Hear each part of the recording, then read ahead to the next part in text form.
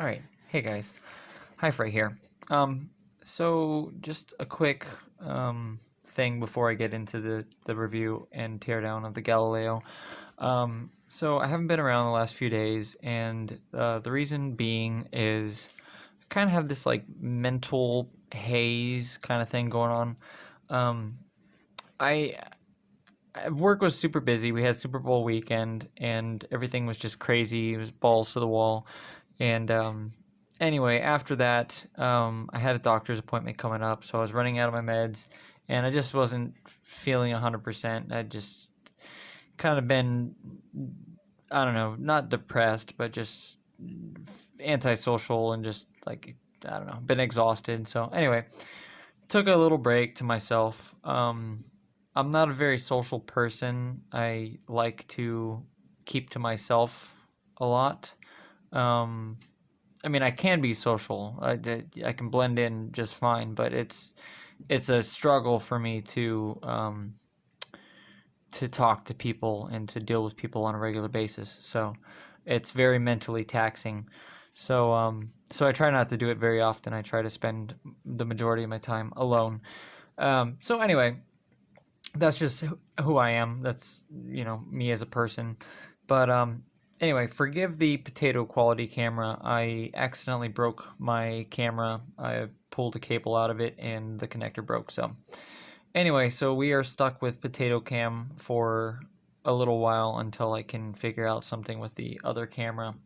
But yeah, so let's get into the review here. So first off, I would like to give a huge thank you to Hi-Fi Go for sending these to me.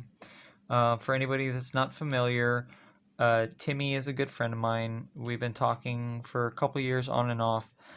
He sent me a few IEMs to borrow. I have sent him a few of my IEMs to judge, and we've kind of kept up with each other as far as our like IEM journey goes.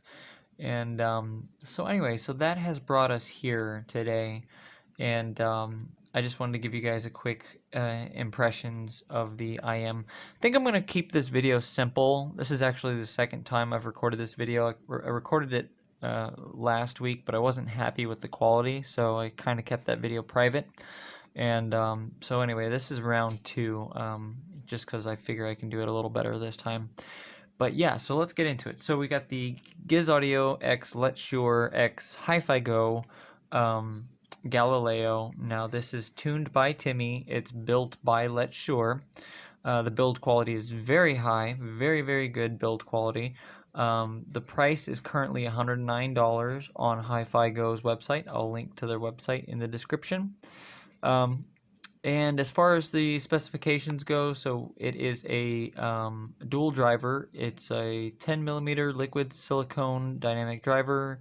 In some marketing they call it liquid silicone. In other marketing they call it biomaterial plus liquid silicone. I don't know what it is to be exact, but it's not just liquid silicone. It's liquid silicone and something else, some sort of metal or some other material. It's got to be some sort of metal substance because it's reflective. It's like shiny.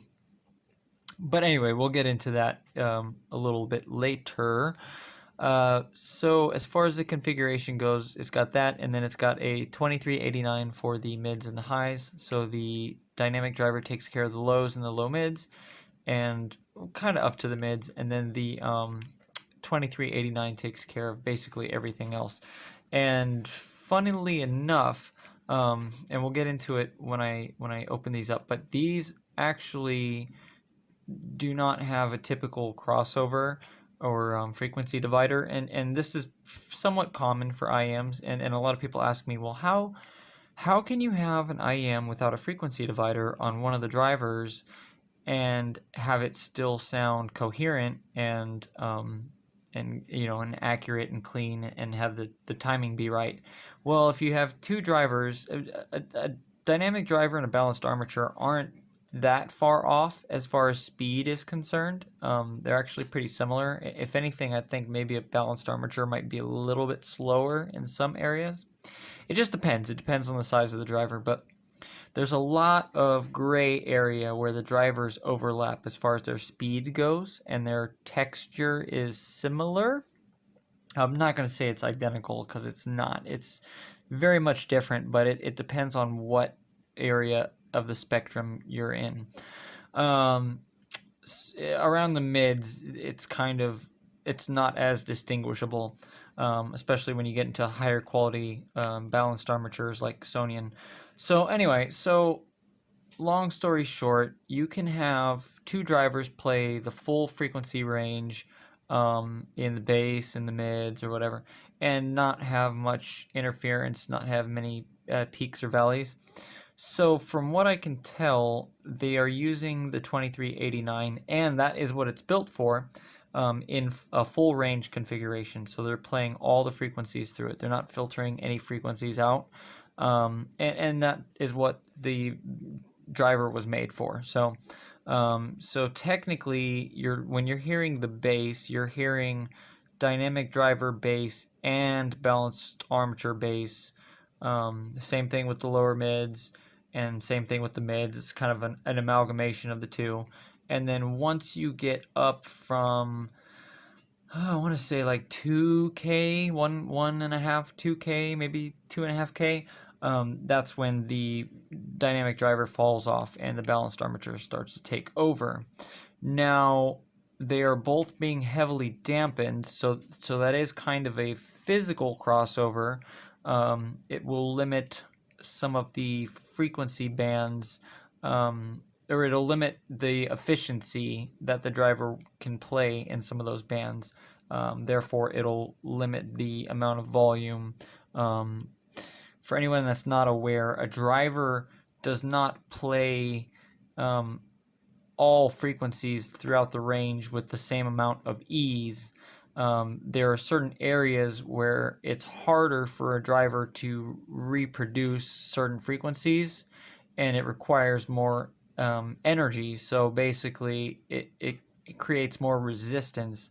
So you have what's called a resistance curve, where you can, just like a graph, it looks almost identical to a graph, except instead of plotting the amount of volume, it plots the amount of resistance at any given frequency. So it's all electrical resistance. So anyway, when you're doing tuning, you're not just tuning for the sound, you're also tuning for efficiency, driver efficiency, and where one driver will hand off to another. It's a very much a like synergistic approach, but it's using electrical theory or electrical engineering. So you'll have like one driver that will be very efficient at playing the low frequencies, and then you'll pair that with a driver that is more efficient playing the mid to mid-high frequencies, or vice versa.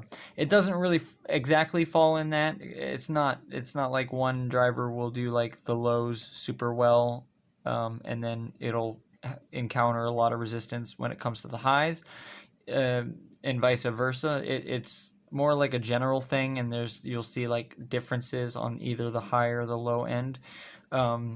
So it's not like it doesn't vary wildly from driver to driver, but anyway, that is something that you take into account when you match drivers together. Is you want one to hand off nicely to the other, and when one driver finds it more difficult or requires more power, encounters more resistance to create a frequency, you want the other driver to be able to take on that extra or excess current.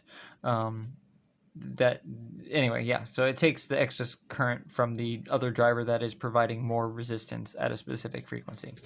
So it's a trade-off of power. So one driver encounters more resistance, meanwhile the other driver encounters less resistance, so more power is being delivered to the other driver, and vice versa. If you have one driver that's encountering more resistance, more current is going to be fed into the driver that is providing least or less resistance, and that is one concept of tuning. So it's not just audio. It's anyway.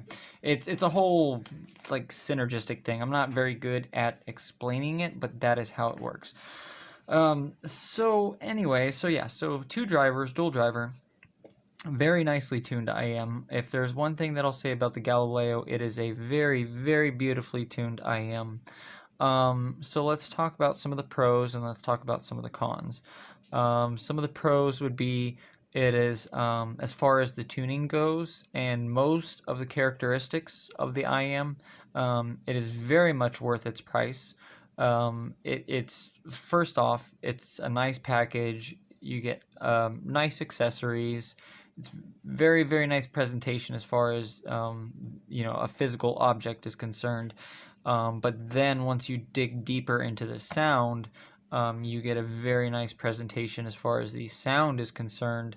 And yeah, it's just a very, very pleasant IEM to listen to. There are no harsh peaks, there are no valleys, there are no gaps in coverage as far as the frequency response goes. The timbre is very, very smooth, very even across the entire range. So yeah, it provides a very, I wouldn't say accurate replay per se. It's not like a detail monster. It's not like a resolution monster, but it is a very, very capable, very, very well-tuned IM.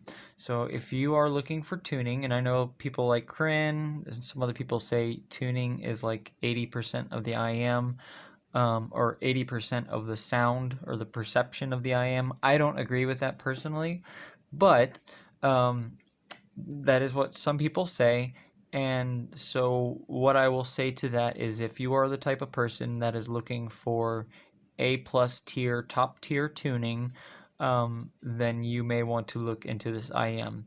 If you want to know what clean timbre sounds like, timbre is like the tactility of an instrument. It's the texture of a sound. So it's like if I were to demonstrate, by like this cardboard box. So I can use different objects,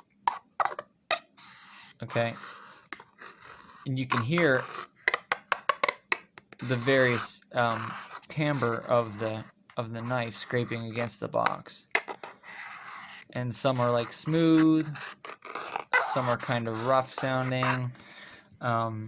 Anyway, it is the texture of the sound and how it is delivered to you. So tuning is basically the amount of bass proportional to the mids and the treble, and the timbre is essentially the texture of the sound, whether it is smooth, harsh, grainy, glary. I don't know. I tried to research some more of the adjectives or whatever to describe it. I still don't know very many, but and I'm trying to find better ways to describe it. But yeah, so it is the texture of the sound. It is in essence, the feeling. If you were to feel with your ears, that is how it feels to your ears. Punch and slam are pretty good. I would say they are above average for this price range.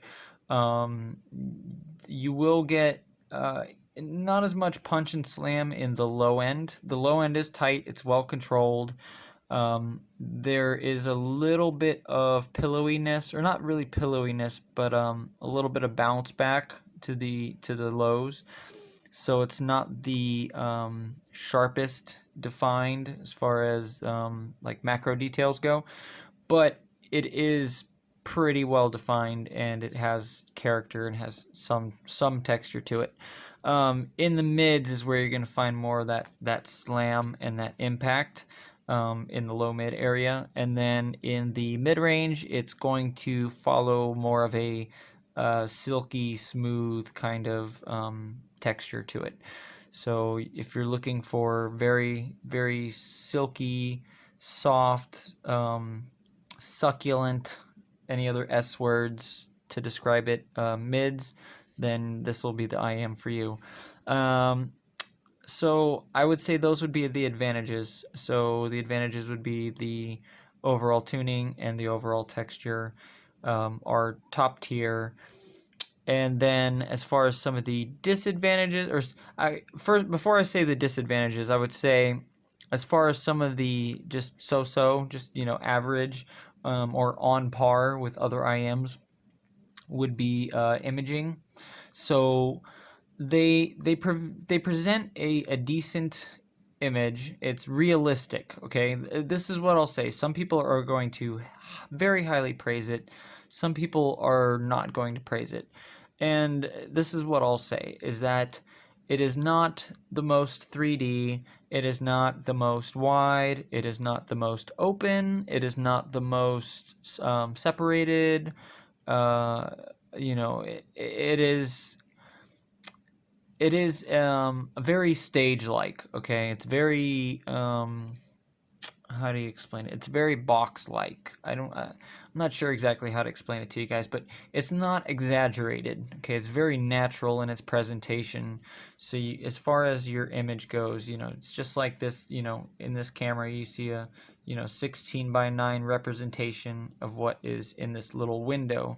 Same thing with sound. Sound is represented as like a window, and your head would be in the center portion of the window.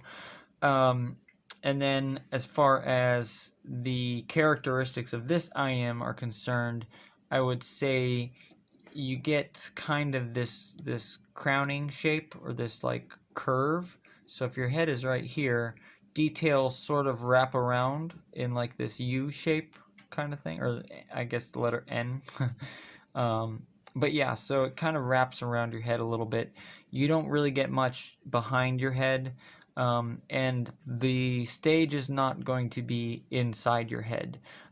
Some people like that, and some people don't like that. Personally, I'm a big fan of when I put an IM that the center image or the vocals come from inside my head. I want them to be coming from inside my head, dead center, and I want other details to jut out and pop out. But unfortunately, other people don't feel that way, and that's fine. It's a very subjective hobby. Some people want their presentation to be very speaker-like, or very external to their head.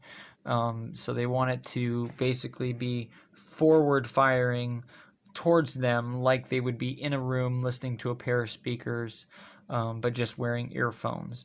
So these are like that. These are very much like you would be if you were listening to a pair of bookshelf speakers, or if you were to listen to a pair of floor standing speakers in a room. You get some objects that kind of reverberate or reflect from the periphery, but for the most part, everything is front firing. And like I said, as far as width goes, it's not the widest. As far as 3D goes, it's not the most 3D. And as far as the size of the stage goes, or the separation between instruments, it's not the most well separated. Okay, that's all I'll say. That's all I'll leave it at. There are IMs that are much better at that, but they are also more expensive. Okay, so, but if you're looking for something that is very natural as far as its presentation goes, and you desire that kind of image where it's front firing, kind of like listening to a pair of speakers, and you do not like the sound to be emanating from inside your head, or moving around in like 3D space, then you will very much like these IMs. And then so those are basically the benefits, and just the kind of so-sos. And then the only negative, and it's not really a negative, I can't personally give it a negative, because I understand what Timmy was going for with these, but I understand some people may not be a fan of it, but is the roll-off in the treble. And this is what I'll say, okay? Depending on what IM you're coming from, so when you're listening to an IM, it always depends on what IM you last listened to before switching to these, okay? Your brain is always going to compare the IM that you're currently listening to the one that you just listened to. It is conditioned to perceive whatever it is that you're listening to whatever it is that you were listening to last, okay? So depending on whatever IM you're listening to last, depending on how much extension it has, depending on how heavy the roll-off is. You may feel like these do not have enough extension. What I will say to that is give it a week, maybe give it 2 weeks, listening to nothing but these solely. Okay, let your brain absorb and adapt. Brain burn is very, very real. People have like an allergic reaction to certain IMs when they first try them, and it's like, it's like drinking like sour milk or something, or like say you're a person who likes sweets, but you've never tried hot food or like spicy food in your life. Well, if you go from eating sweets every day or eating dairy every day to eating spicy food, you're going to have a strong reaction. But the more you consume the spicy food, the more you taste the nuances, okay, in that food. The more the flavor profiles hit your tongue in certain ways, okay. So the more your brain adapts and learns and kind of gets accustomed to the nuances of that food, okay. Same thing with IMs.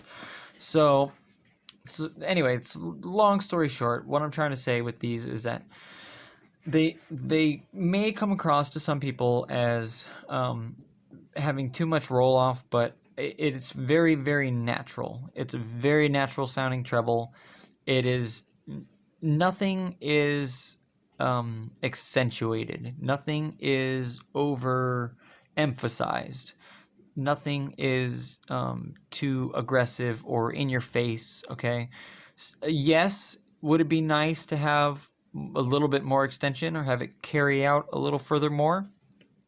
Yes. Would it be nice to have that extension be a little bit louder? Yes.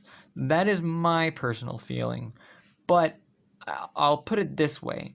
When I listen to the IEM, to the Galileo, I'm not craving anything. I'm not seeking anything from it. It is perfectly fulfilling. It's perfectly satisfying to my ears, okay? I'm not craving anything from it. But when I do switch from a Galileo to like my AFL Performer 5s, for example, I do get things that I don't get with the Galileo, okay? And it goes both ways. So I hear exaggerated timbre. I hear issues with the timbre. I hear issues with coherence when I listen to these after listening to the Galileo. But there's certain traits to that I like of the IM. But then again, like I hear more air and more extension, and even though it's not the greatest quality, just being able to put that detail to the forefront pleases my ears. So sometimes it's nice to go back and forth. But yeah, so what I will say is if you are someone, and I'll phrase it this way because this is the way that it makes the most sense to me.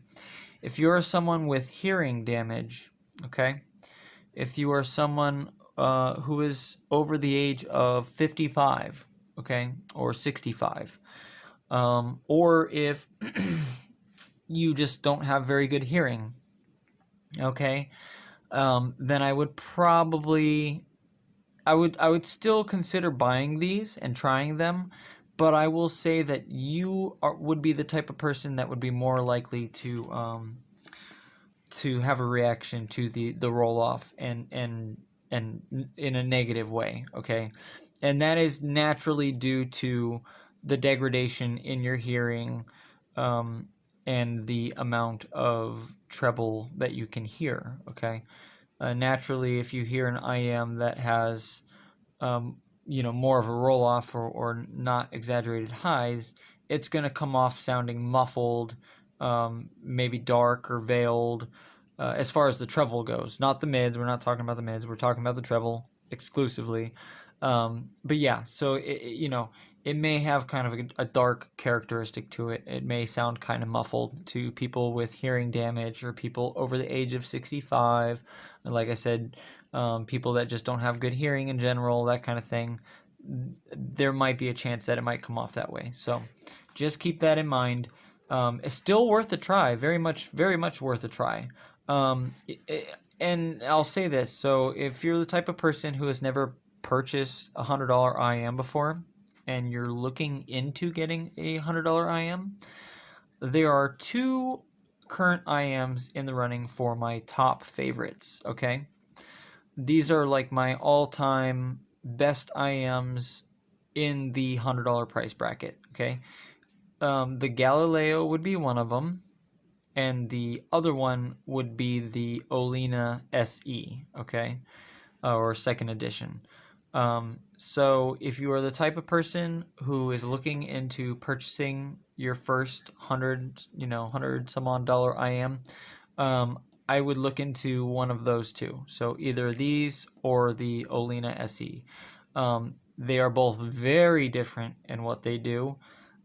They both have very different strengths and very different weaknesses. So, that being said, the choice is up to you what you would like to check out. Now, if you are the type of person who gets fatigued easily, so say you have lots of ear fatigue, and you're the type of person that cannot listen to IMs for long periods of time, I would highly recommend these. I would very highly recommend these. If you're very sensitive to harsh sounds or any kind of harsh timbre, then I would very highly recommend these, because these are the most even, well balanced as far as tuning and timbre goes. These are like they're show stealers when it comes to tonality and timbre. Everything else is kind of a wash. It just depends on what you're looking for. In the $100 price range, you're never really going to get, the best of everything. But these offer a very good value for their price. And yeah, so I'll just leave it at that. Basically, that's what it is. And if you guys want to look, like I said, I'll leave a link up on the in the description. So this is the link to Hi-Fi Go's page, and just check them out. It comes in two different terminating options, so you can get a 3.5 and a 4.4. There is no 2.5. Okay. So let's cover a couple other things real quick. So sensitivity, or how easy are they to drive? They're fine. It's 104 dB per milliwatt at like 1 kilohertz, whatever. It's good. It's on the higher end of good. So you'll have no problems driving them from your phone, driving them from a DAP, driving them from a dongle, or anything like that. You'll have no problems whatsoever. They're not hard to drive. As far as the cable pairing goes, the hooks on the cable are a little tight. They are, so I will say this, so Letshuoer next time they should probably consider making the hooks just a little bit wider. And the reason why I say that, or they should consider doing what is it? What's the name of the company? The Zero Sol Notes. They should consider doing what Sol Notes does and angling this connector. So take the connector and angle it out at a not a 45 degree, but like a 35 or 25 degree angle. And the reason being is when they sit in your ears, they have a tendency to kind of do this, okay?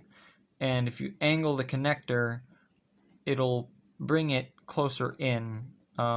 So there are, at least with my head, some very minor wearability issues, but I found if I get and you can kind of see what the cable's doing here. So all they really need to do is just take the cable and just angle it just a little bit. And you can also kind of futz with it and like bend it, kind of bend it a little bit.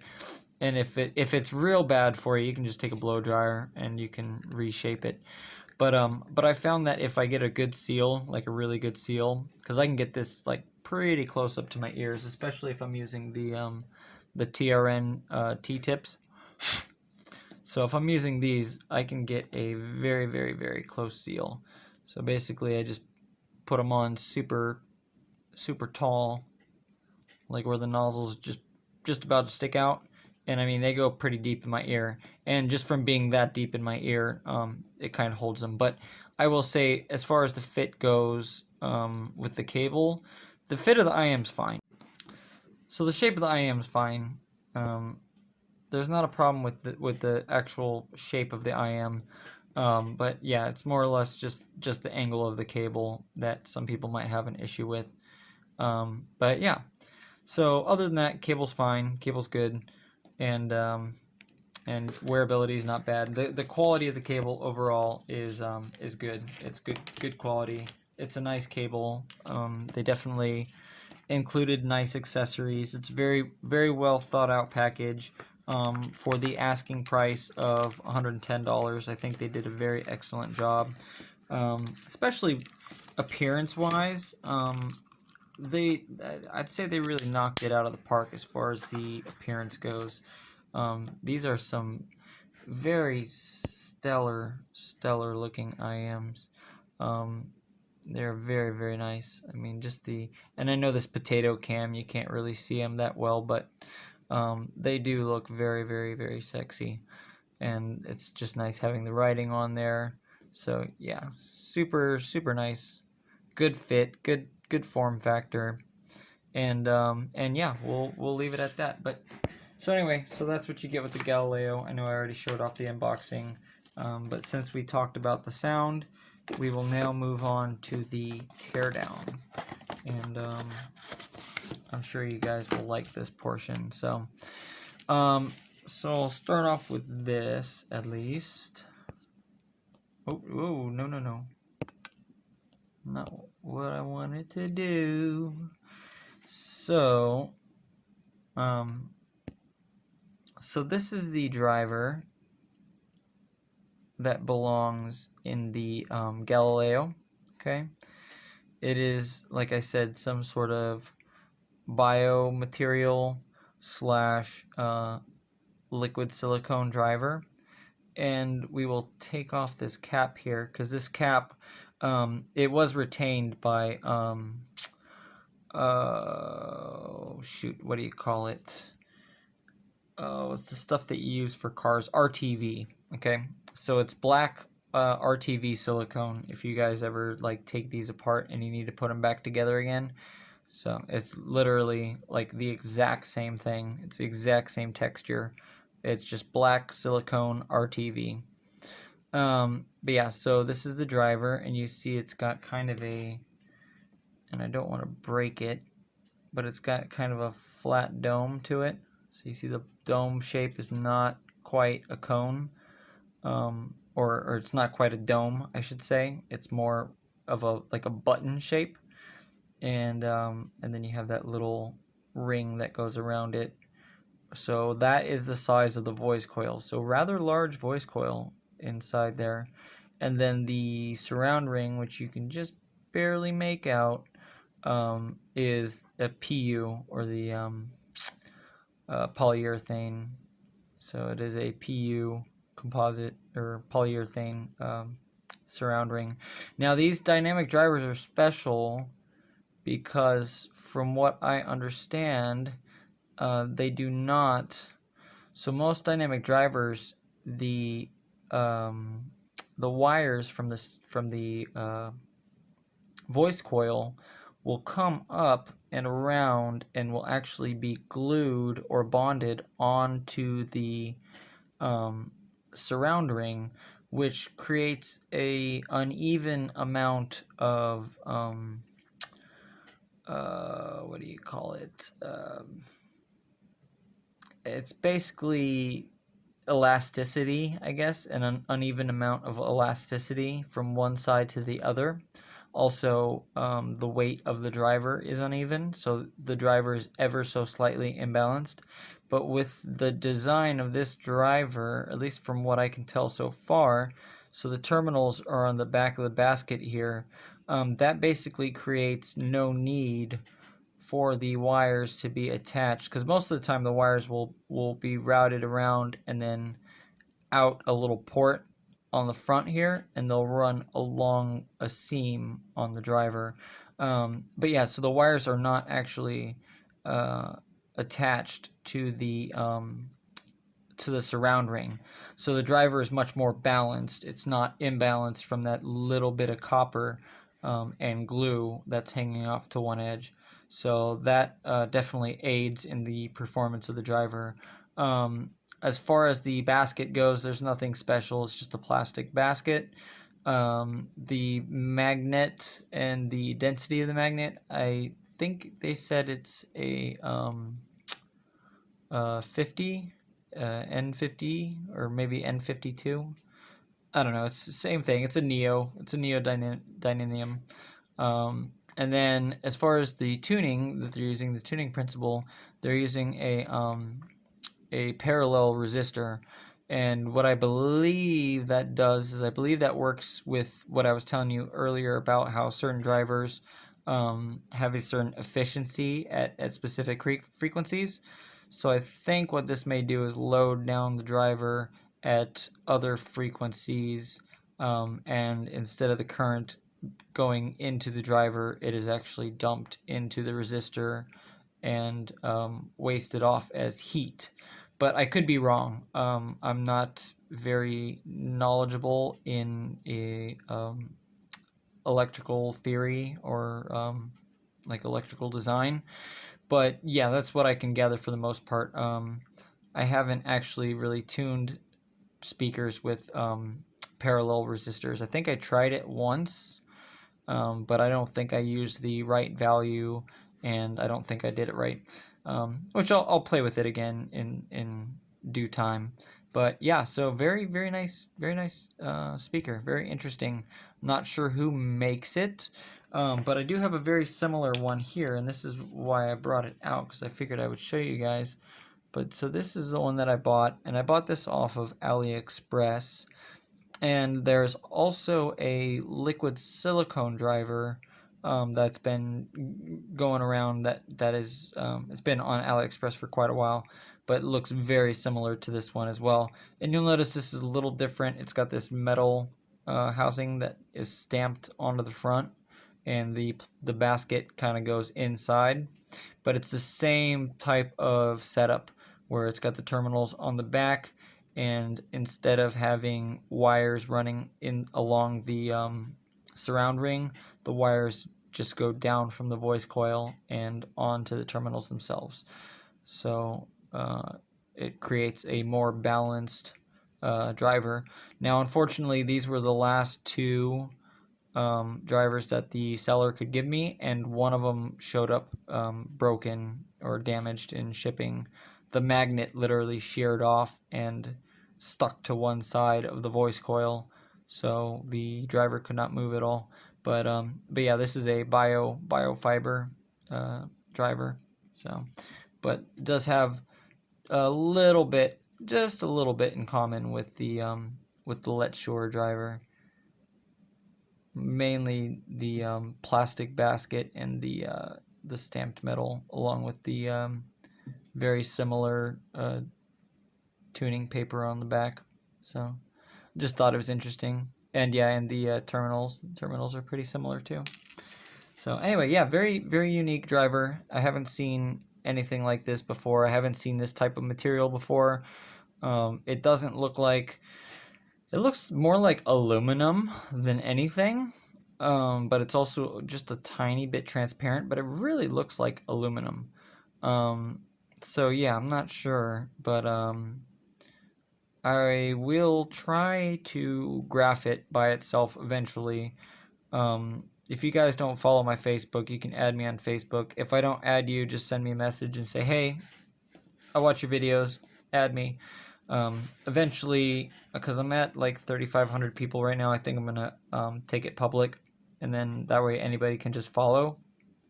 But I just have it private right now, just so I can add whoever I want to add, and I'm not up to 5,000 yet, so it's not like I need to take it public. But anyway, so yeah, so that's the dynamic driver.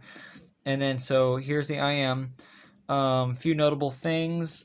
So they are using a dampener inside the tube there, but they're also using foam to dampen the driver. And what that does is that actually dampens out some of the mid-range.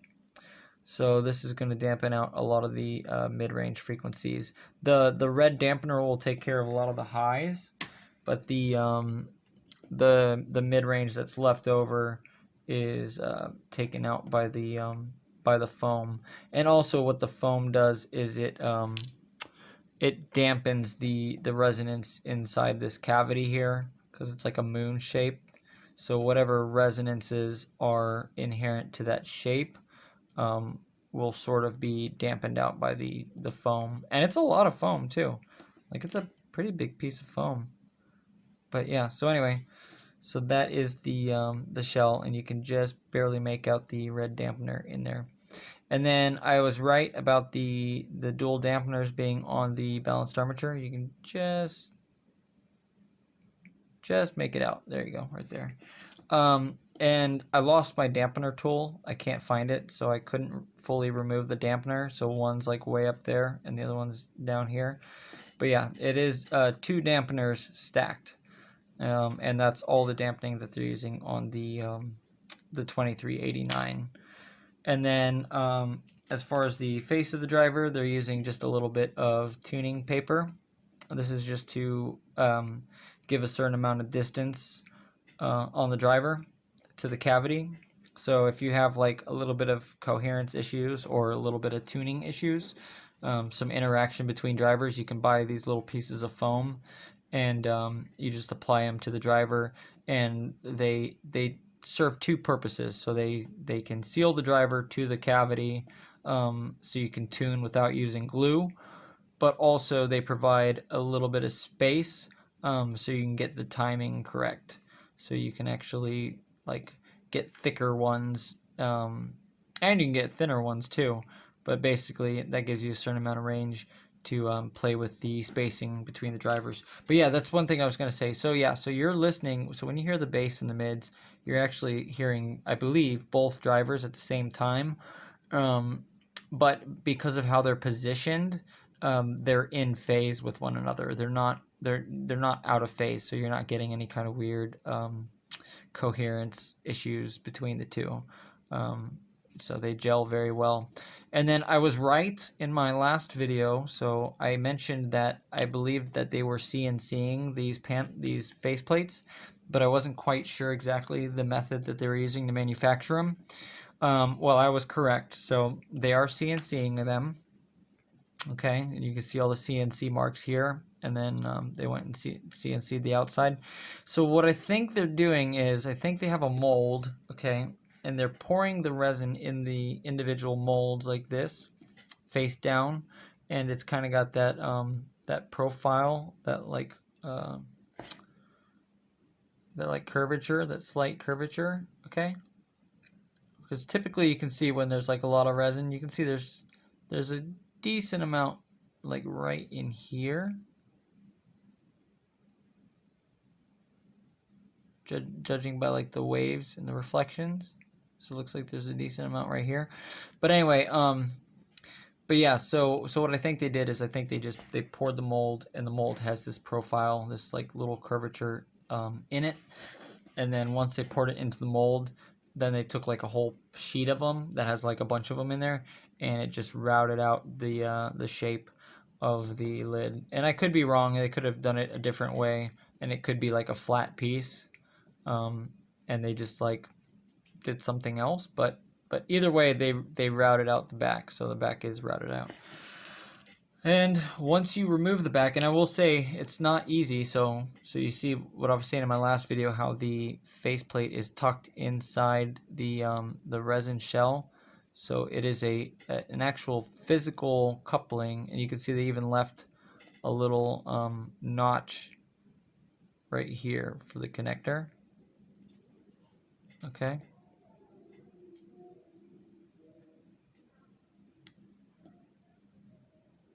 What the hell? Somebody's making noise out front. But anyway, yeah.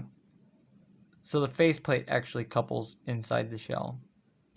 So it's a physical connection. And then we have this foam in the back. Now, I don't think the foam in the back really serves much of a purpose. It might isolate some resonances in the shell, which can be transferred into the ear, but those would be very minute. I did remove the foam, and I listened to it without the foam for a while. And if anything, it could have just been like a placebo effect, but it just seemed like there was a little bit more clarity, like it was a little less dampened sounding. And but it did sound like there was a couple little like resonances that creeped in by removing that foam. So I don't know, but I think what I assume is that the foam is mainly just for appearance purposes. So when you have the foam in there, you cannot see from one side to the other, even though the raw print creates some sort of matte finish effect. But yeah, so if you were to, you can kind of see, like, I don't really have anything super contrasty, but you can see it kind of looks a little funky in there, and you can see through the shell. Now with the, if you were to put the faceplate on, it does make it kind of dark in there, but again, I don't know, maybe it just looked a little too cheap without having something in there to kind of darken it. But yeah, and then so here's the inside of the shell. This is with the dynamic driver removed, and you'll see that first thing you'll notice is they are not using any capacitors for tuning.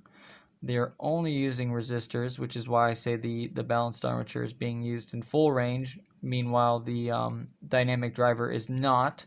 The dynamic driver, they're using acoustic dampening to tune it, but they are also using that resistor in parallel, because they also have a resistor in series. Or you know what, I could be wrong. It could be an L-pad. An L-pad is basically one resistor in series and one resistor in parallel, and what that does is that just decreases volume without adding added electrical resistance, which it does something funky to the tuning. It's not proper. You see a lot of IEM manufacturers doing that, and it's kind of like lazy and haphazard. Really, when you're designing an IEM, you're supposed to do an L-pad, which is a, like I said, it's a resistor in series and then a resistor in parallel.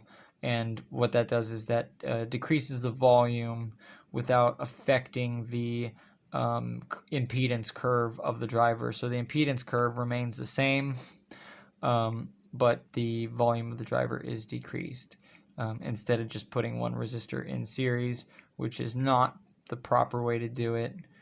It works great for BA, but it doesn't work as good for dynamic drivers. And what happens is the resistive load gets transferred, or the incoming gets transferred to the balanced armature, and it's kind of a tug-of-war to adjust volumes. So if you add more resistance to the dynamic driver, the balanced armature will get louder, but a lot of times if you add a resistor to a balanced armature, the dynamic driver won't get much louder. It's very, very interesting. I guess it's like an inductive load versus something else. I mean, this is inductive too, but I think because of the design of it, something with the armature being balanced or whatever, it's not the same type of inductive load. But yeah, anyway. And then you'll see one last thing is that they're using Estron wire. This is very high quality wire. It's Litz copper cable. So LITZ. This is Litz wire. It looks very thin. Yes, it is thin. It is delicate. But this is the absolute best quality wire that you can use in IEMs, other than like pure silver cable, which is like thick as hell. And you can just barely make it out inside the VX, but the VX uses that silver wire, and that silver wire is actually kind of hard to work with. But whenever they're not using silver wire and you can kind of just barely make it out right there, they're using the Estron wire, so that Litz copper. So that is the the good stuff. But yeah, guys. Anyway, so that's all the tuning stuff I have for you. There might have been something else off the top of my head, but I don't really remember at the moment. I need to make more notes. I kind of do these videos on the fly a little bit, but yeah, obviously this still works, and I'm gonna put it back together in a little bit. I'm gonna use another type of glue. Um, I would much rather use the black RTV to put the dynamic driver back together. Let me turn that brightness down. But yeah, so I would use black RTV to put this driver back together, but I think I'm just going to use some silicone rubber, and I'll put that back together because I want to keep these working, and obviously I took them apart with minimal damage. So yeah, so I want to put them back together so I can continue to enjoy them. And yes, they are very nice IMs. So last, I guess I should say, well done to Timmy and crew. You guys did an excellent job. Timmy has a great ear. He has a wonderful ear. Also, I mean, he's heard some of the best IMs around. So when you're able to listen to such fine IMs, yeah, you're gonna develop a good ear. And Timmy definitely has golden ears for sure. But yeah, very fine job to the crew at Letshuoer. You guys did an awesome job. And like I said, if you guys are interested, I would definitely give them a shot. They're $109, so $110. It's not that big of a risk. I know $110 is a big ask for some people. So if you're saving up and you've never bought a hybrid IM before and you're looking for like that $100 price range, you know, check out a few more reviews. Don't just look at mine and go and buy it. You know, follow other people. You'll kind of get an idea for who's got a good ear and who probably doesn't. But yeah, and you'll kind of, you know, mesh and gel with certain people, and you'll find out very quickly who shares the same or similar tastes as you. But yeah, I would find a reviewer that you mesh with and you gel with, and you like a lot of their recommendations, and you kind of feel the same way that they do, and yeah, and if they recommend it, then go with it. But yeah, it's a very fine IM, very sexy looking. They did a very good job, and the overall theming, the packaging, everything. So I give it a 2 thumbs up. Solid recommendation from me. And like I said, just to recap, it's not going to be the most resolving. It's not the detail king. It's not the resolution king. It's not you know, stage width king or depth or whatever. But it, by all accounts, or at least by my account, is the king of tonality and timbre, like for sure, 100%. As far as natural sound, natural presentation goes, you cannot get much better than this IM in this price range. I mean, the only thing that you could get better in this price range is maybe a single dynamic driver. But as far as the tonality and the texture, it's going to be really hard to find something that competes on this level out of a single dynamic driver. That's why I said the Olina SE is like my other recommendation, but is a totally different animal, because the timbre on that I feel is kind of on the aggressive side. It's a very speedy driver. It's very highly resolving. It's got a decently wide soundstage. It's got a decent amount of 3D going on.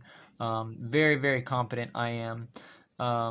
But there were some issues with tuning. At least the version I tried. This was the original version. I haven't tried the SE. That's why I recommend the SE to people, because it's a refinement on the first version.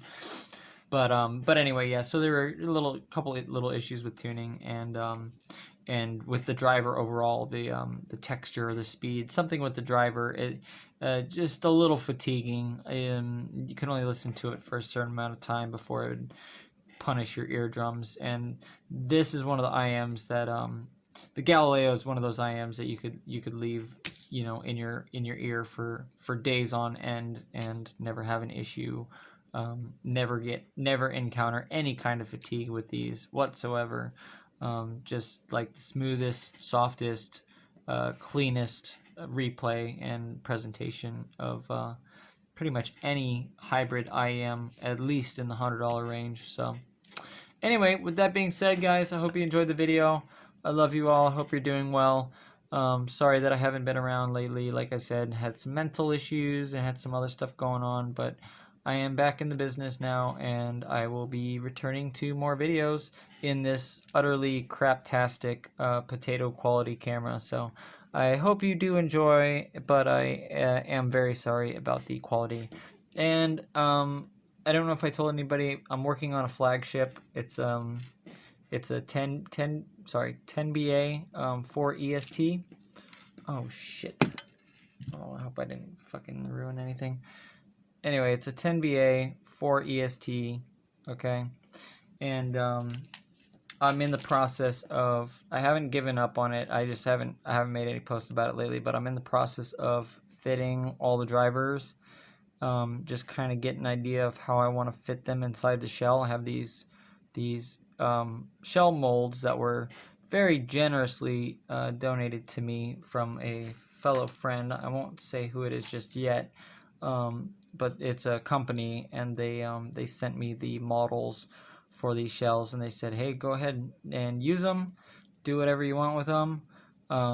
So I am going to experiment with these and use them as like the foundation for my own designs. So still trying to work with the 3D CAD and get better at it, because I want, like I said, I want to do all the stuff like acoustic, 3D printed, and these are 3D printed on my own printer, and just a little bit of lacquer applied, so you can see very, very high quality finish, pretty much same quality as something you would buy. A little boo-boo there on that one. I'm not sure what happened with that, but yeah, very, very, very high quality. There we go. And yeah, that's just off a budget 3D printer, you know, $100 and something 3D printer, and that's pretty much like store-bought quality. All I'd have to do is just, you know, get the back plate and stuff. So anyway, but yeah, so that's what I'm working on. I got some other stuff that I'm working on, and I also have possibly a collaboration in the mix. I need to get back to them. I haven't answered any messages for the last few days, and I need to get back to people. So anyway, sorry to ramble, but I'll catch you guys later. Oh, and one last thing. I have a bunch of IEMs that I need to tear apart. I already tore them apart on my Facebook page, and I took pictures of all the drivers. If you guys want to see that, you can go check out my Facebook page. But yeah, I want to tear them apart on video too. I just need to, I still have the one other side left, but I need to graph them first before I finish taking the other unit apart, because I want the graphs. Oh, and I also ordered drivers today for the ICO OH10.